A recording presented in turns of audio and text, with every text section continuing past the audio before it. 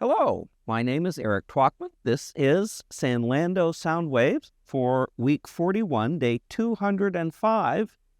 And today the reading is Hebrew 12, verses 1 and 2.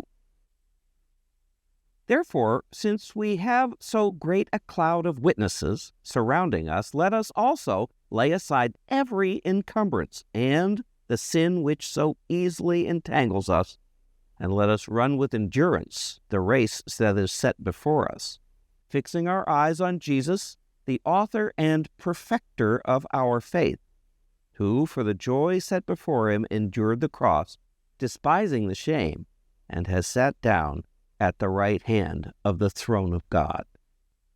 Now here are our 7 arrows that we use to consider the passage.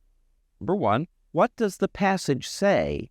And here I'll just point out that because it begins with the word therefore, you're going to have to back up into Hebrews 11 to get the context for what the therefore is there for, because otherwise you're left with half of his message. Number 2, what did it mean to the original audience? What does it tell us about God? What does the passage tell us about humanity, especially that cloud of witnesses? What does it demand from me? How does it change how I relate to people? And finally, what does it prompt me to pray to God?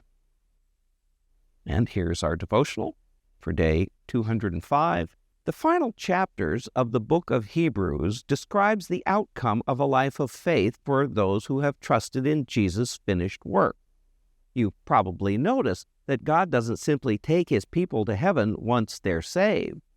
We continue to run the race of life that God created us to run, and it's our purpose to reflect God's image for the years he gives us to live on this earth.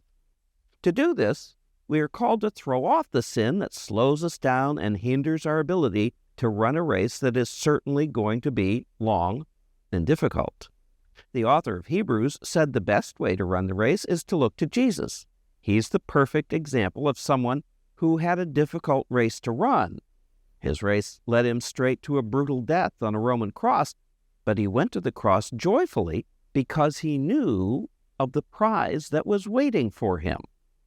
He would rise from the dead and return to the Father, having completed the work God gave him to do. In the same way, Christians can run the race of life by focusing on the future hope that is sure to come when our bodies are freed from sin, the world is no longer broken, and we can worship God forever. And there we go. Thank you for listening to Sanlando Sound Waves today. We look forward to seeing you again. Appreciate it, and bye-bye.